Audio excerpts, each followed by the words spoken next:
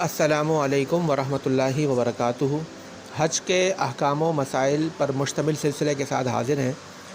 شرائط حج کے بارے میں آج بات کریں گے کہ حج کے فرض ہونے کی کون کون سی شرائط ہیں۔ نمبر 1، حج ادا کرنے والا مسلمان ہو، عاقل و بالغ ہو، آزاد ہو، غلام نہ ہو۔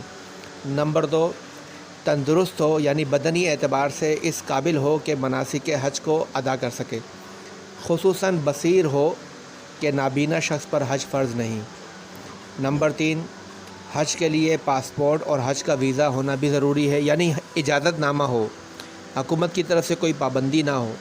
دھوکہ دے کر یا بلا اجازت حج کرنا شرعاً قبیح عمل ہے۔ نمبر 4، راستہ پرامن ہو، جان کو خطرہ نہ ہو، مال کو خطرہ نہ ہو۔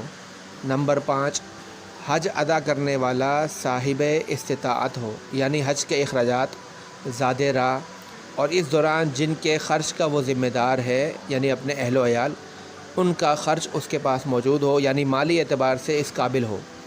اور نمبر 6، عورت کے لیے حج کے لیے شرط یہ ہے کہ اس کا محرم اس کے ساتھ ہو، بغیر محرم کے عورت پر حج فرض نہیں ہوتا۔ نمبر 7، عورت حالت عدت میں نہ ہو۔ یہ حج کے فرض ہونے کی شرائط ہیں۔